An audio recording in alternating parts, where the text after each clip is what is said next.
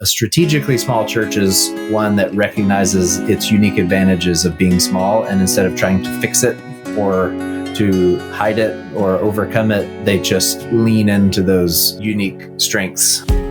Welcome back to Season 2 of the Rural Renewal Podcast. We're so glad that you have come back to join us today. Chris, can you tell us what have we been up to over the past few months since we've been gone? Well, first of all, thanks for inviting me, or I'm glad to be back. I don't know where I was going with that sentence. It's first time podcasting in a while. Anyways, we went on sabbatical this summer. We've done a lot of stuff since the last time we recorded, but one of the things we did was go on sabbatical this summer. So it was really good. First sabbatical we've taken from our church. The church we serve, we've been there almost 14 years now. Actually, by the time the podcast comes out, it might be 14 years. We took a trip around the country. What did we do, Kathleen, on our trip? We did a national parks trip. So we visited 11 different national parks over the span of 6 or 7 weeks. And we camped in a tent for, I think, 46 nights last summer. And it was it was a little crazy, but it was a good kind of crazy. And we had so much fun. When you live in a rural place, and you get a chance to take a sustained break, you want to go somewhere more rural. So we had to go to national parks, right? Exactly. We didn't have cell phone reception the whole time. So that was a good thing. That was a good thing. It was a good thing, for sure. Yep.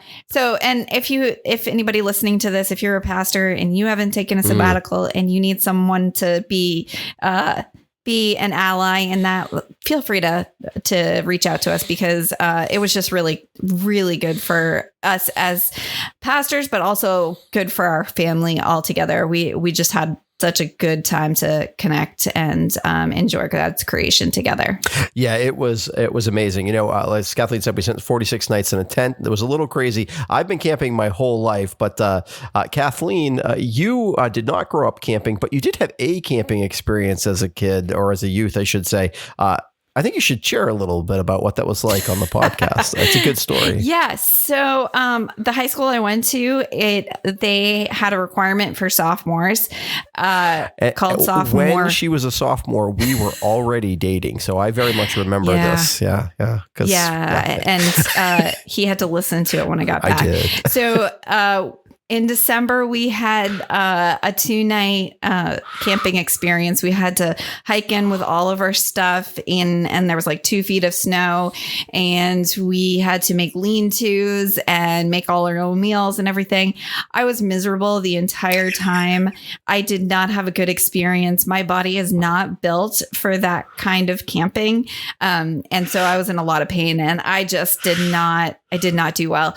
And so I came back and I was like, that was awful. And Chris is like, that's not the type of camping I do. So don't judge all camping by that experience. Yeah, that's very true. We did, when we were at Rocky Mountain over July 4th weekend, throw snowballs, but there was no actual snow except for in patches way up high on the mountains. So no winter camping this summer. It was kind of chilly a few times. Yellowstone was pretty chilly in the morning, but not 2 feet of snow. So yeah.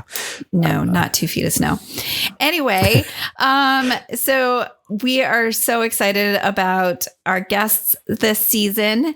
And our first guest is Brandon J. O'Brien, and he is the Senior Director for Content Development and Distribution of Redeemer City to City. And he's co-authored several books, one of them being The Strategically Small Church. And Chris, do you want to tell how we first met Brandon? Yeah, so not very long at all after we first moved to Vermont and started here in South London area, which is where we pastor now and is the only place we've ever pastored, at least kind of in a non-interim kind of way, I guess, or intern kind of way. There we go. That's the word I was looking for. And so not long after that, there was a retreat put on at a local retreat center in Vermont that Brandon came and did kind of led the retreat, and we talked a lot about what it meant to be a strategically small church. Most of the churches, and we serve an ABC, American Baptist Church, and most of the churches in our region, which is Vermont and New Hampshire, are smaller churches, and so it was a great retreat. I still often take a lot that I learned from that retreat home with me. And I think Brandon has a lot of wisdom to share for those of us who find ourselves. Certainly there are rural churches that are larger, but a lot of our rural churches are small. And actually most of our churches in general are small churches. It's one of the things he actually mentions in the podcast and so, this is, he was really helpful in framing a mindset that helps you do effective ministry in those circumstances. Yeah, for sure. And it was a really good conversation that we had with him. I think for me, one takeaway that I hadn't thought about before is he was talking about how Paul in the New Testament, he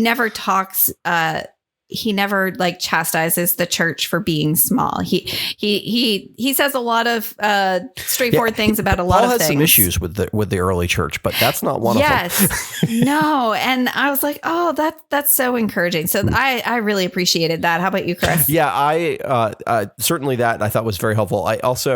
He talked about that even when God gives us what we think we need or what we think we want, right? Even if God were to give us maybe growth that we would want or something like that, or different volunteers or different people, whatever it might be, that the history of certainly the church, and our own personal lives and of all of scripture stories about this is that we often yearn for something more or different than what God blesses us with. And so there is a certain spiritual discipline to learning to be content with what God has actually given to us in the moment. So that was really helpful. One just quick note before we get to the interview, you'll notice we have a different setup this year. And so one of the things that we noticed last year was for sound purposes, Kathleen and I tried to share a mic in this very small closet space. It really was a closet space. And it was great. It was good for sound, but it was very uncomfortable, I think, and a little awkward for us, the way that we kind of had to situate ourselves. So in order to try to change that this year, we went to a 2 mic setup. And so we're actually, even though obviously we live in the same house, Kathleen is at home. She's in what's sort of our home office / playroom area. If she turned the camera to the right, do not do that. But if she did, you would see that the kids' toys are all over the place. And I am in our office at church. So this is going to be the setup we go with because hopefully it'll help with the audio and us not being quite so uncomfortable in the way that we were sitting. Yeah, for sure. First time podcasters. Sure. So, what can we say? yeah. And the first season we were doing a lot of learning. Yes. This year, I feel a lot more confident. We're still going to be doing a lot of learning. Let's be honest. True. But we have learned some things already. That's a good thing. Absolutely. We're just so glad to be back and to have you join us. And now we'll listen to the interview with Brandon J. O'Brien.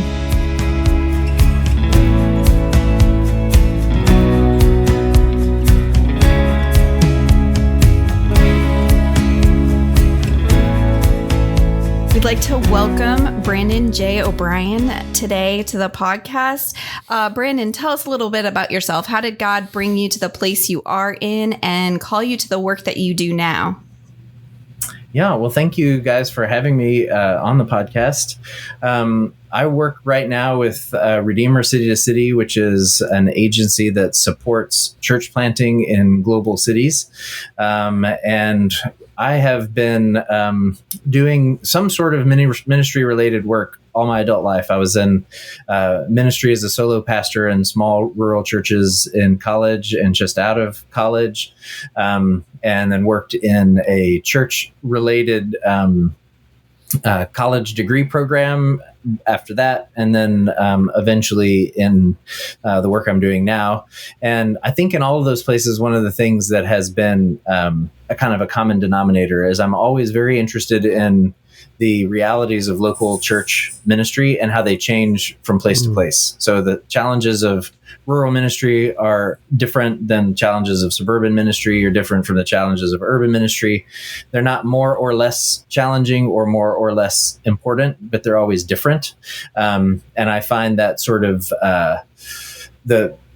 those unique experiences and things kind of endlessly fascinating. So I think my interest in context and the context of ministry and the unique challenges of ministry, I think I receive it as a gift that God has me in the work I'm doing now, because I get to kind of revel in those unique context for ministry in the work that I'm doing. And I'm very glad that my experience in writing and in ministry has kept me connected to folks who are doing rural ministry as well. Most of my emphasis now is in cities, but I'm very interested in the work that you guys are doing. And increasingly see a lot of similarities. There's a lot of differences, and the differences are obvious. I think a lot of similarities between being a small church in a city and being a small church in a rural place. And so I find that fascinating as well. Yeah, certainly. It's one of the things that is that we've talked when we've talked with people in the past on the podcast as well. That sense of context and understanding your context and celebrating your context. That's one of the things that has come across to me in your work is that you should really take advantage of the context that you have and not see it for its challenges. There are going to be challenges, of course, but really see it for the opportunities it brings. And I appreciate that about your work. Oh, thank you. Yep. And if it, hopefully it makes ministry more effective, but it certainly should make it more enjoyable if you just accept the fact that you are pastoring the church that you have and not some other church, that you're called to lead the people you have and not some other people. Then I think that can help cut down on frustrations instead of focusing on what isn't there. You focus on what is there. And I think once you start to do that, you see a lot more gifts where you used to see liabilities. And I think that is, a really important shift that people can make. That makes a lot of sense. So you wrote the book, Strategically Small Church, and I read it. Both of us read it years ago, and then I reread it for this interview.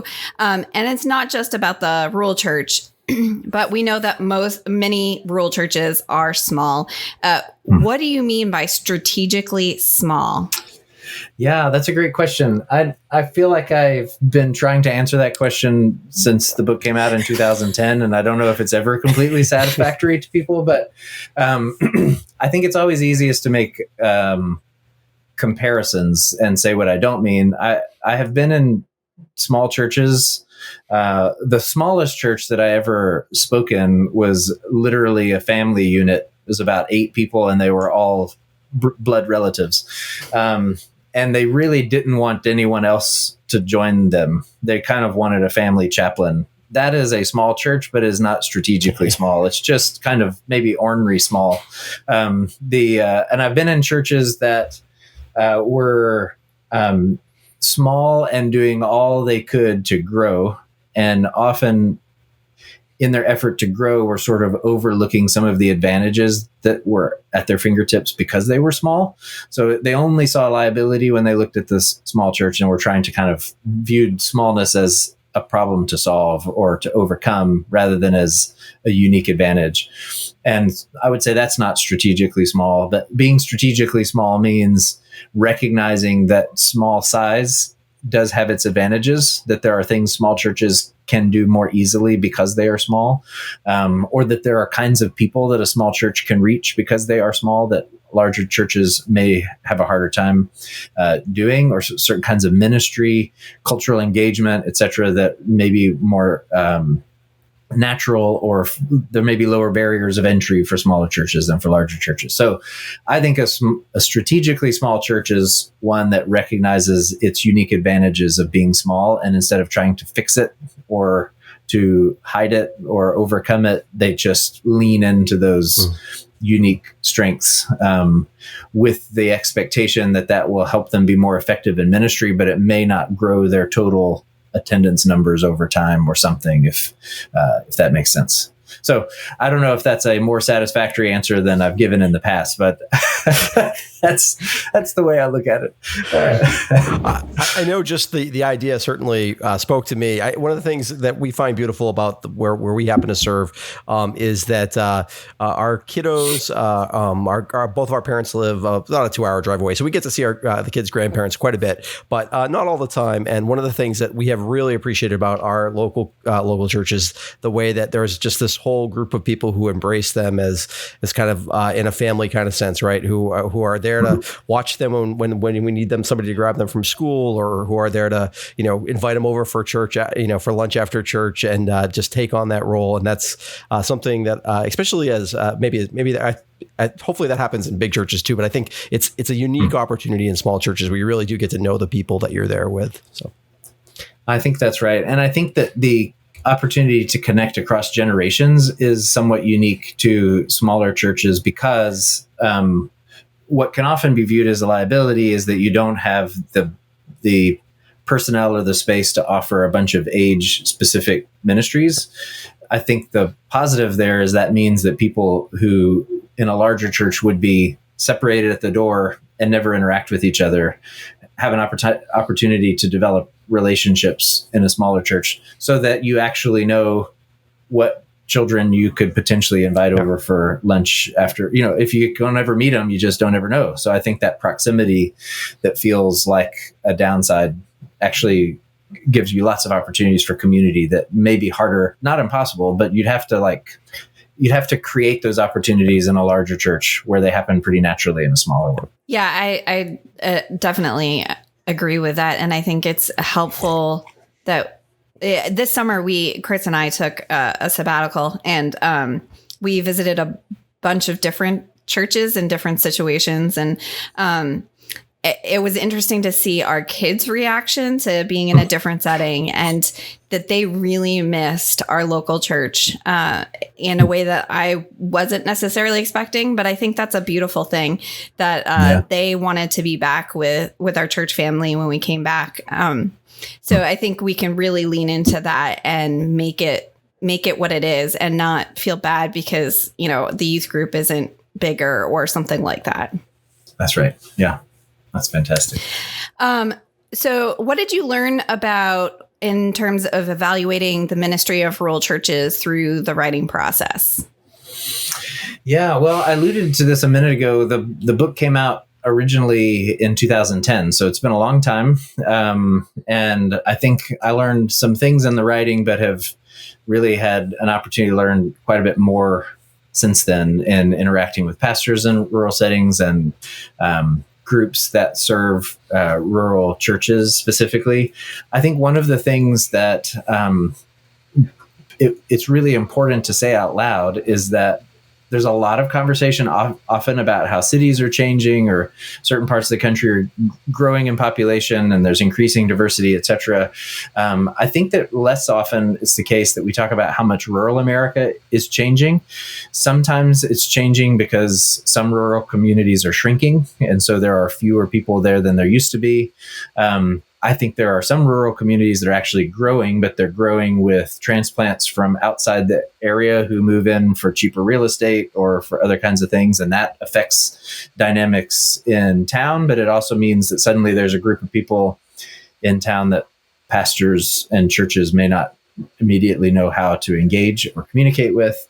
I think one of the places where I see a lot of similarities between rural churches and urban churches is that often the experience of the people who attend are very similar in the sense that they feel like they don't have access to good, affordable groceries, or it's a long, they have to travel a long way to get food. They may be underemployed, and there's not a lot of good opportunities in the neighborhood or in the region.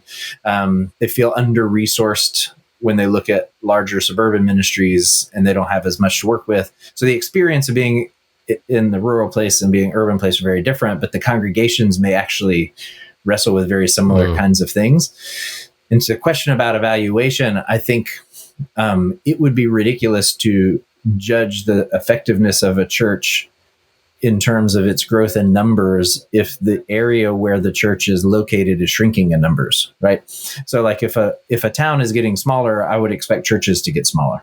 If a town is growing in terms of people moving in from somewhere for business, then I would expect that church should also reflect the growth of people from outside of the town who are new, right? So I think the evaluative question is looking at the community, looking at the needs of the community that are unique to that one. Is it lack of resources? Is it our young people are moving away? Is it our young people are moving in? What is it? And designing ministries that actually address those particular unique challenges rather than simply replicating a ministry program that exists somewhere else. And you're told that this is what you should do to make your church bigger, right? I remember at some point talking about small groups at a small church, and they're like, we are a small group. Like, we don't, if we subdivide into smaller groups, it doesn't make a whole lot of sense. So, but the church growth material says that the way you grow a church is through small groups. And so sometimes you'll feel pressure to replicate a model that works somewhere else without paying attention to the unique challenges or needs in your very local context. And I think that if a small church is paying attention to its context and responding to it in helpful ways, then that's success. And it may not look like success looks in other places, but that's where it takes a little bit of imagination to say, in our rural setting, the following things being true, then we will know we've been effective if we do the following things. And I think we have to think really specifically, locally, so that we're not basing our success on generalizations that don't apply to our context.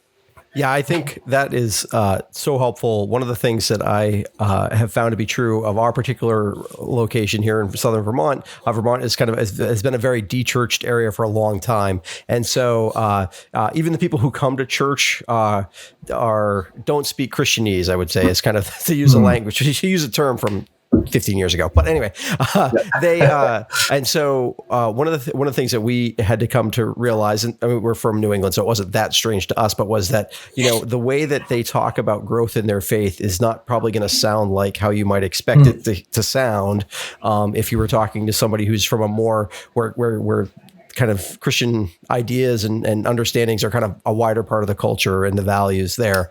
And so they kind of bleed in anyway. But for our people here, you really kind of have to listen for the specific ways that, they're telling me that they're loving their neighbor there. They're not using those words because those would be weird words out of their mouths, but they really are. And you just have to be aware of that with the people that you're interacting with. I love that. And I think one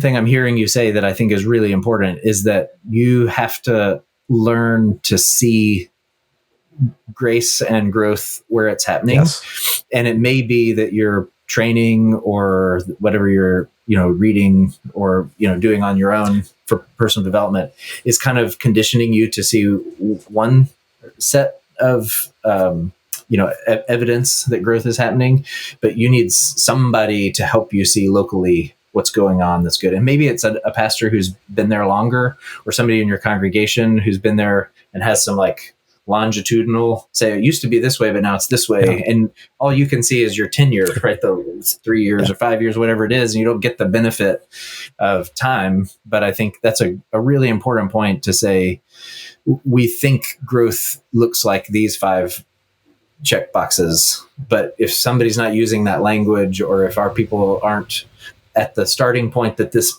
list of things assumes, then they're not going to hit those boxes. But that doesn't mean growth isn't happening. And I think that's a helpful reminder. You write, our dominant narrative of success is not supported by the story of the New Testament church. Can you explain what you mean by this? I had a gift this summer, was able to visit Ephesus in Turkey, where I had been before, but hadn't been in 20 years. And in the 20 years since I was there last, they excavated a big area of housing that was not available last time.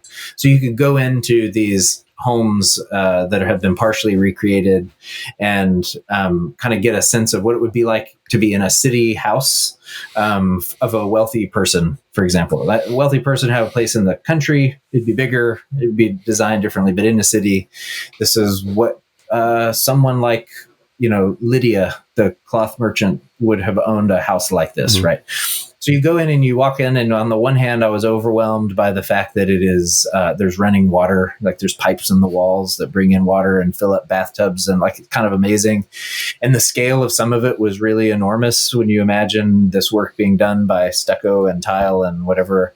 But I was also kind of overwhelmed by the fact that it was pretty small.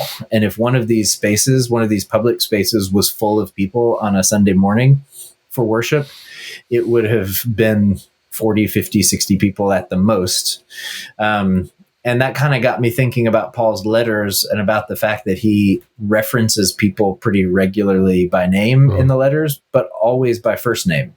He doesn't seem to need to give a lot of information to identify who do I mean when I refer to this person and say Junia. Everybody does. Wait, which Junia? It's just the Junia, right? So I think there's all these kind of this evidence, if we will look, that the churches in the New Testament, the churches that Paul planted, that Peter pastored, that Titus, Timothy, etc. pastored, were churches that were roughly the size of the median church in America, which is 40, 50 people. Which is to say that having a large church is not somehow anti-biblical, like it goes against a biblical value or principle. But I think if we look closely, we get the sense that most of the congregations in the New Testament, as it's recorded, were small ones. And we get a little bit distracted in the book of Acts by things like 3,000 were added to their number, or 2,000 believed, or whatever. But that's kind of like a conference, not a congregation. Mm-hmm. So there's a bunch of people gathered outside for something, and a whole bunch of them believe, but then they don't sleep there and eat there, and they go home, or they go back to smaller congregations. And those congregations, if you just kind of take the implicit data in the New Testament, are small ones. Mm-hmm. It's also the case, I think, that most of the time when Paul is talking about the church in Rome, he's not talking about a single congregation in Rome. He's talking about a bunch of small congregations that meet throughout the city, all of which make up the one sort of singular church in the city. Mm. And so if we think in those terms, the number of Christians in Rome may have been pretty high, but the number of Christians meeting at any one place in the city at a given time would have been pretty small. And we know that, again, from archaeology and from the text, just kind of reading between the lines. And maybe last, I just always find it fascinating that Paul lists a whole lot of problems that the churches are having in the New Testament. They're backbiting, and they're gossiping, and they're cheating, and they're stealing, and they're sleeping around, and they're doing all that. And he never ever lists being small as one of those problems. Like, you're not big enough, you should grow. Like, why aren't you seeing better numbers, right? And so I think that I just find it fascinating that we have a kind of standard idea of what success should look like. And that measure of success, the only place we can find it in the New Testament is in those handful of passages in Acts.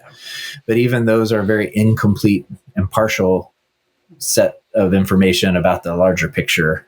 And this isn't in the book, but I've done some thinking on this more recently, and over again outside the New Testament, in the rest of the Bible, large size is often a liability as far as God's concerned, because when you have a big army, for example, you can convince yourself that the reason you won that battle is because you have a big army. And so I often kind of come back to the story of Gideon, where Gideon reluctantly finally agrees to go in to lead the people into battle. And he gets an army together, and God says, your army is too large. To which Gideon's got to be thinking, you're really bad at this, because nobody is thinking, I need a smaller army. But his explicit reason is, if you go into battle with an army this size, you might think that you won. Mm-hmm. I need you to know that I won. Yep. So you're going to go in with a smaller group. And so I think that we like size for the same reasons we all like wealth, because the more you have, the less you have to trust God to do, what he says he will do. And I don't think anybody in large churches is thinking that way explicitly. I'm just saying that I think we have created an ideal that really isn't supported by the examples or models we see in the scriptures. In fact, those models and examples give a very different picture. And the picture they give is of churches, I think, that are kind of normal in America right now. So I'm not as current on all of this information. I've been looking at it recently, but I think since 2020, the best numbers I can find suggest that 2/3 of churches in America have less than 100 and regular attendance. So the overwhelming majority of churches in America have fewer than 100 people meeting regularly. And even then, we have in our minds that the typical church is large and that most churches are getting bigger, and therefore ours should be too. In fact, small churches are just typical churches. And so there's a part of me that is kind of wanting to move away from the language of small church, because it's like it puts it in a niche category. Really large church is the niche category. Very few churches are large. Most of them are not. And I think that that's true now, but it's also true in the Bible. And I find that encouraging in some ways. Yeah, certainly. Actually, as you were mentioning Gideon, we right before we went on sabbatical, we preached several weeks on Gideon. And the amazing part about the story is as the armies come around him, actually after they win the battle with the 300, things start to go terribly wrong almost instantly as soon as the numbers actually increase. And not to say there are certainly it's not as if there's something inherently wrong with doing church in a big way, but there That's right. it is interesting. That's a wonderful example of God kind of working in the opposite direction numbers wise that we would expect. And really helpful. I think I'm thinking of a church that recently just was on the smaller side and then exploded, and people are coming in huge groups, and God's doing a lot of really great things.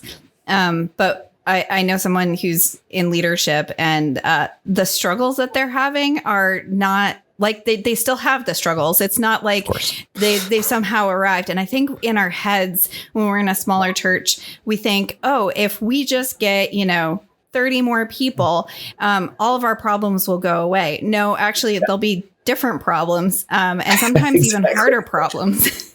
Right. Yeah. Yeah. That's exactly right. It's always,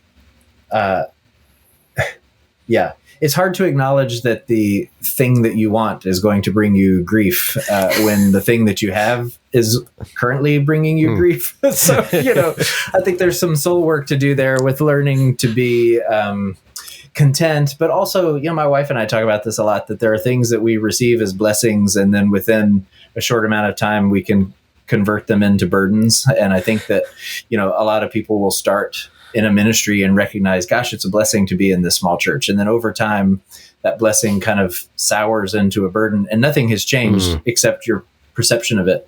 And so then you start to think, well, if this changed and this changed and this changed, then we'd be fine. If that happened, if God gave you those things, it would be very likely that within 6 months you would say, you know what, if we just had this and this and this, so true. Everything would be so better. True. So I think, and that's not because we're wicked, it's because we're human, and that we have a hard time remembering that, that the things that we had were sufficient. And they were a gift. And instead we want kind of what's next. I'm rereading accidentally through Deuteronomy. I say accidentally because apparently I started last January reading through Deuteronomy, because I keep getting Facebook messages from last year. It's like last year on this date. And I was like, oh yeah, I was reading this then too. But I'm just struck over and over by how God reminds the people that the biggest thing that they can do wrong is forget. That forgetfulness is the sort of root of unfaithfulness for them. That if you forget what God has done for you, you will either become bitter about God or you'll think you did it yourself. So if it doesn't go the way you want, it's God's fault. If it does go the way you want, it's because you were so smart. And neither of those things is accurate. You have to remember that God did these things. And so I think in ministry, that's especially important, and that the margin for error seems really small, or the margin seems slim in smaller churches, because if you're barely making the mortgage or you're barely paying your staff or whatever, every family contributes to that in a really significant way. Where in a larger church, maybe it seems that the margins are a little wider, that you could take some risks or you could have some losses and you could still kind of do things. But I think that that it is easy to forget that all of that provision is the Lord's provision. It's not our cleverness ultimately. It's not our programming ultimately. And when we forget that, we despair. And so I've just kind of reminded that is a human issue that goes back at least to Deuteronomy, where God knew, when I give you this thing that you want, if you forget that I gave it to you, you're not going to know how to handle it. And I just keep coming back to that and thinking that there's a lot of rich reflection in that for pastors of churches of any size, but probably especially or in a unique way for pastors of smaller churches. Yeah, I totally agree with that. I think I don't know. What do you think, Chris? Yeah, I think that we do move right along to the next thing. If we, if God does something wonderful in our lives, hopefully, first of all, sometimes even in the moment, we miss the wonderfthe grace that God bestows on us. But when we notice it, we do have this tendency, and you see it again and again in Scripture. I mean, the Israelites are delivered out of Egypt, and they grumble, and we read those scriptures and say, how could they do that? And then we do it ourselves. So Exactly. How could we be surprised that they would do that? So how could it be otherwise? Yeah, exactly. How could they do anything other than that? No, that's great. You explore authenticity versus excellence in worship, but also in how we do church. How can the small church embrace authenticity in a way that represents who they are as a community of believers faithfully living out the Great Commission? Yeah, it's funny. This question is interesting because I think I've seen this again recently on Twitter, some sort of conversations about excellence and in ministry. And it seems to kind of come back around. And I do believe that people doing things to the best of their ability honors God. And I think, again, in Exodus, I guess, the craftsmen that build the temple and the elements for worship and all that do it to the best of their ability. But I think that there is a tendency in ministry, as in other things, that to not focus on people's contribution, but to focus on the results. So it's sort of like the difference between being healthy and being thin, right? You can say that, like, you should exercise and you should do those things to be healthy, but thinness is a different goal. And so I think doing things to the best of your ability is one thing. Excellence is not the same thing. So you should make your best contribution, and it may not be excellent in the sense that it's by comparison to other things done by other people, it exceeds those things, right? And so I think our goal should be to do everything we do the best that we can. I think sometimes smaller churches fail to do that.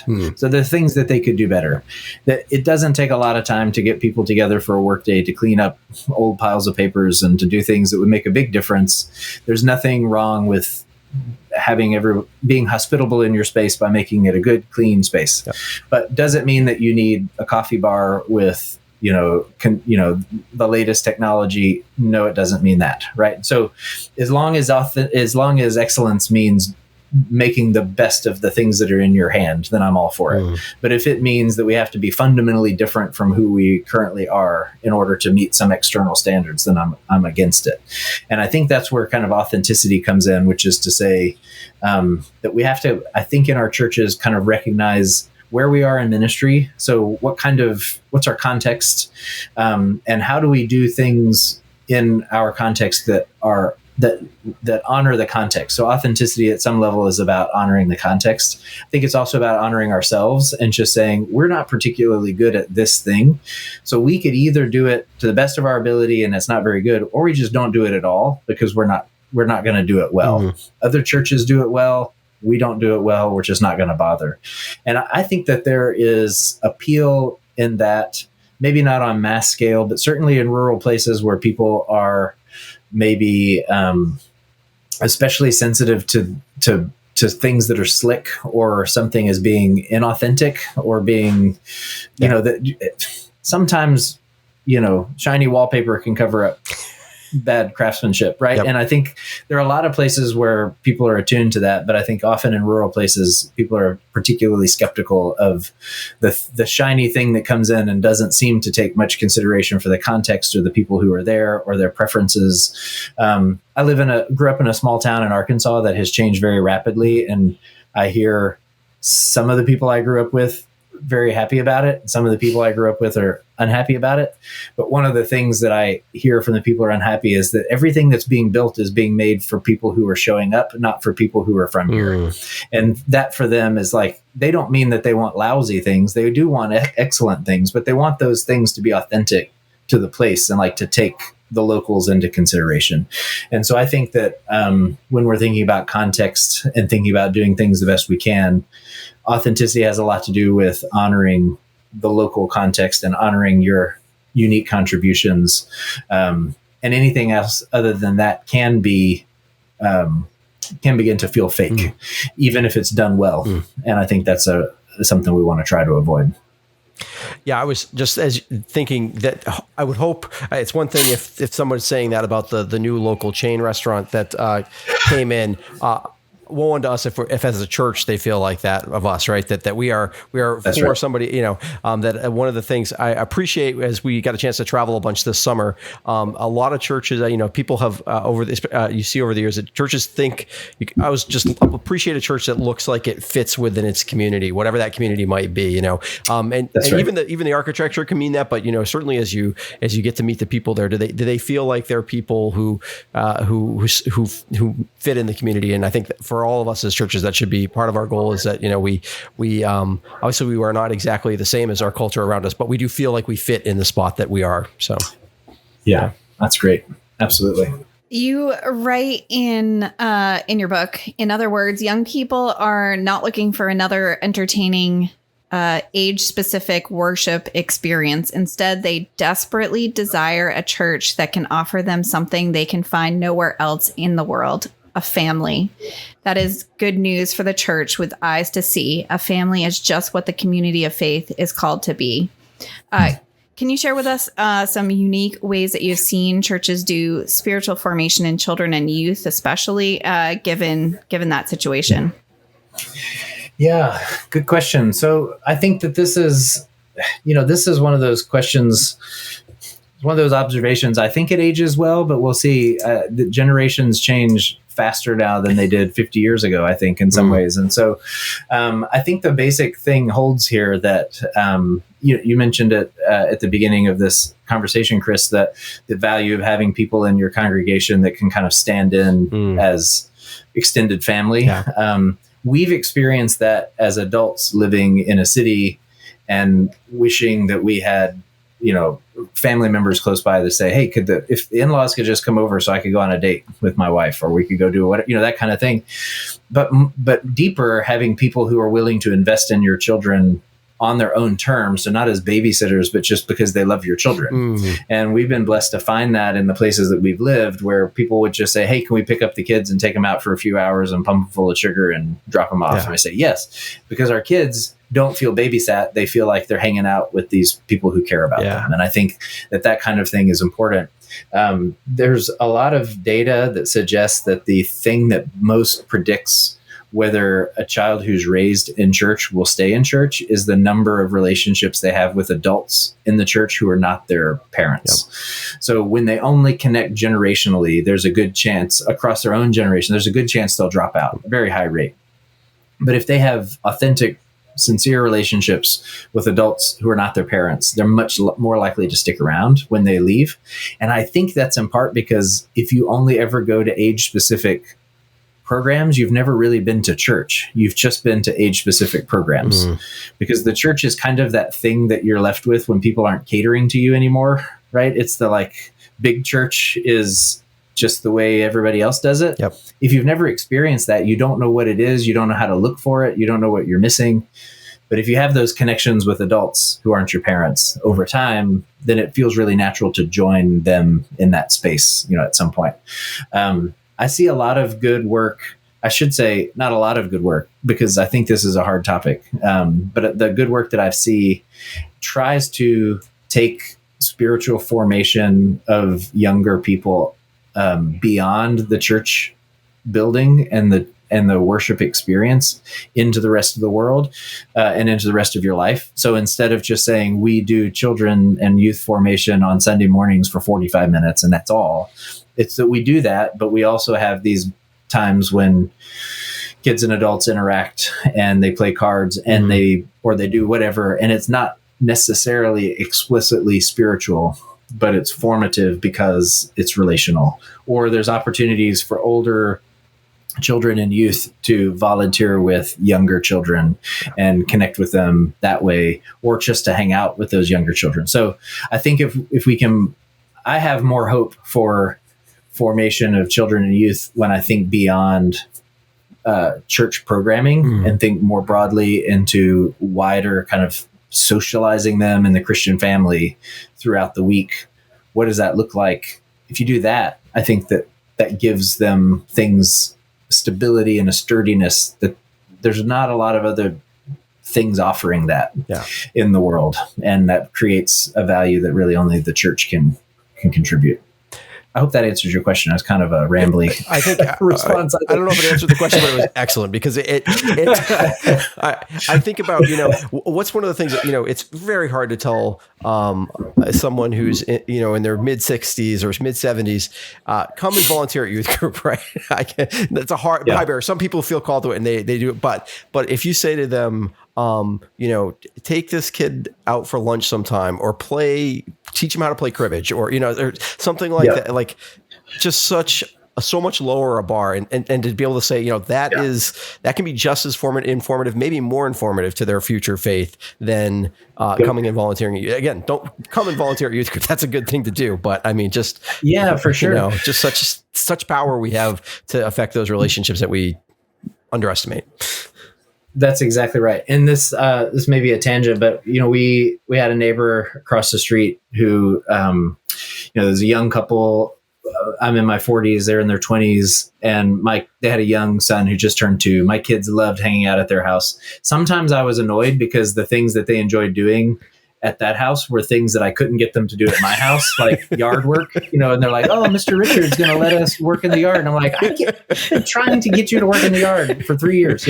And so I think once I got over the, indignance of the fact that I can't get them to rake my leaves, but they're happy to rake their leaves, then I think that's something that, again, that is not a spiritual connection, but it's a Christian family.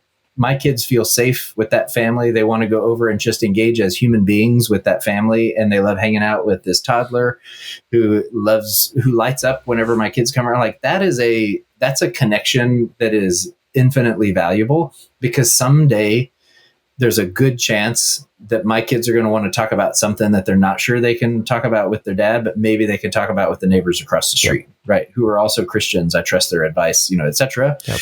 And so I think that's where we need to sometimes think, if formation is just giving youth and children information about the Bible or whatever, then that's a fairly limited vision. But if it's building trust and building relationships so that when inevitably they have a question or they run into something, or all this teaching that you're trying to do that feels irrelevant now, someday in the right season of life, it suddenly feels relevant. Well, I don't want to be the only adult in their life that can meet them in that moment. I hope that there's a dozen adults in their life that can meet them in that moment.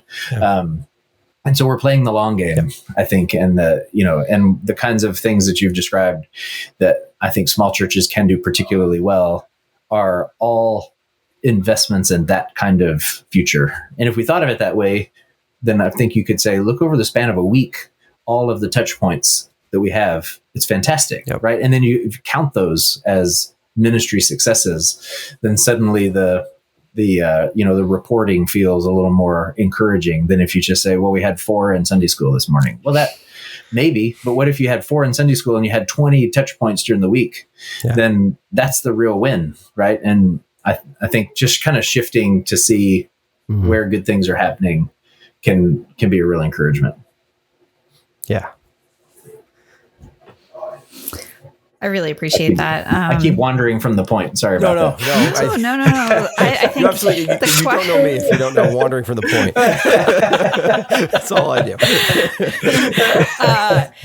No, this is all really good stuff, and it's just so encouraging to me. I have one last question for you today. What is some encouragement that you could give pastors of small churches who might feel inadequate when compared to all the great preachers who we can listen to on podcasts or watch on YouTube? Yeah. Man, that's hard. And that's really hard. I think that one of the things that I think one of the challenges is that in ministry in the US is that we often measure impact in terms of audiences. Mm-hmm. So how many people are listening to me talk becomes a sort of key metric for success. The thing is, there are a number of preachers whose sermons that I think are fantastic. But when there's a crisis in my family, mm-hmm. I'm not going to ask them to pray for me. And if I did, they wouldn't know who I was. But I have in every church that I've ever been in, including very small churches in cities and in rural places, have had pastors of those churches in my living room praying for my wife and me or for my children or for whatever else. And those are the kinds of inputs and interventions that change lives. Mm. I work in publishing and I work with pastors and I publish material. So I believe that like content in all its forms is important. Yeah. But when you baptize, marry, bury, grieve, celebrate with people, that's pastoral work. Preaching is something that we've somehow made to stand in for all of the pastoral work. And I don't think it deserves that place of prominence. Mm-hmm. So I think that the real work is showing up over and over and over again, and being there for people when it matters. And there's no replacement for that. Mm-hmm. Even if somebody is a better preacher than you are, that doesn't make them a better pastor than you are. And I think that that's what matters at the end of the day. I also think that a lot of the preaching that you hear online or on tapes or however people get it these days tends to be kind of generic. And so one thing I think every pastor should do is you're not preaching to America when you preach. You're preaching to the 20, 50, 200, whatever people that are in front of you right now. So the passage that you're talking about from Judges or Ruth or whatever isn't about how do you apply this in America. It's how do these people in front of me, what do they do with this week? That's what preaching is for. And you're the only one who can do that because you're the only one who knows these people in that way. And so I think if you can kind of embrace the fact that you're the only person kind of qualified to speak into their life in this particular way, and they may supplement that with podcasts and whatever during the week, but none of those other folks are going to be able to give that to them in the way that you can. I think that really dignifies the work that every local pastor does. Because no matter how big your church is, there's somebody with a bigger church, and you're the person who has 2,000 in worship on a Sunday morning, half their people are still listening to somebody who has 5,000 in their church on Sunday morning on a podcast, right? Like there's not a top here. Yeah. It just keeps going and going. So everybody's kind of in the same boat there, but really what you have to give is you can pastor these people in this place at this time, and no one else can do that. And I think that is not a small thing. As someone who has both been in ministry and has been regularly ministered to, it's the end time intervention and the right now word and the right now prayer that's what changes you. And the other stuff is just food for thought, but it's the people who show up in your real life that really make the difference. So I hope that's encouraging. I find it, the work that pastors do is hard and getting harder. And I think that it's important to acknowledge that. But I do hope that all of us who are in ministry in some way can do better at dignifying all the work that everybody else is doing, and not add to the difficulty by saying, well, it would be important work if you were doing this or if you were doing that. It's all important and it's real hard. And so I appreciate what you guys are doing and the work you're doing to encourage other pastors as well. Thank you. Yeah, thank you so much. heard, I don't even remember what podcast, so I'm not going to be able to credit it, but I definitely heard a conversation, an interview where someone said very similar to you, you're not preaching to America, said, you're not preaching to your Twitter feed, which was, that's right. in a small church, in a rural church, that's incredibly important to remember. I mean, it's anywhere, right? Because it is not, first of all, the Twitter feed is probably not real life in any, even close to real life, but whatever it is, you are preaching to these actual people in front of you. And they know you, especially if you're a smaller church, they know you, you know them, and you can speak to them in ways that no one else would even be able to, even if they were the best, whatever, I don't know what metric that would be. If it was Jesus himself, he would, he knows them. So I guess he would be able to speak to them, but anyone else would not be able to speak in the same way. So, yeah, that's great. Well, thank you so much, Brandon. This has just been so encouraging today. If people want to find you online, where can they find you? Yeah, well, somehow I managed to get all of the things online at Brandon J. O'Brien. So on Twitter, on Facebook, Instagram, it's all at Brandon J. O'Brien. And there's a website, brandonjobrien.com. And people can reach out to me there. There's a place to send an email or a message. So I'd love to hear from anybody. Great. Thank you so much. Thank you so much, Brandon. Rule of Renewal podcast is brought to you by Fresh Expressions and the Ascent Movement. Fresh Expressions is a worldwide movement of everyday missionaries who want to see churches thrive in the places we live, eat, work, and play by leveraging the creativity and endurance of the inherited church. To learn a simple 5-phase process for starting a new expression of church that works in small towns, big cities, and everywhere in between, go to freshexpressions.com/how-to-start. To connect with this podcast, you can email us at podcasts@freshexpressions.com. Rural Renewal Podcast is hosted by Kathleen Blackie and Chris Blackie. It's edited by Joel Limbowen and produced by Kathleen Blackie and Chris Morton. Our senior director is Dr. Christopher Becker. If you have learned something or been encouraged by this podcast, please help us spread the word. You can give us a review on Apple Music or Spotify and share this episode on social media.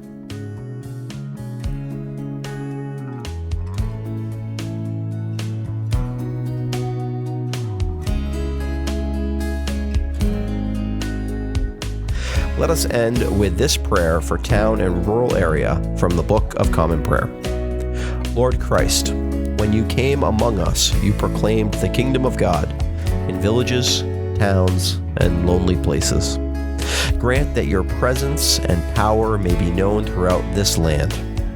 Have mercy upon all of us who live and work in rural areas, and grant that all the people may give thanks to you for food and drink and all other bodily necessities of life.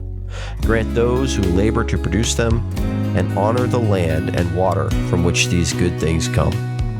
All this we ask in your holy name. Amen.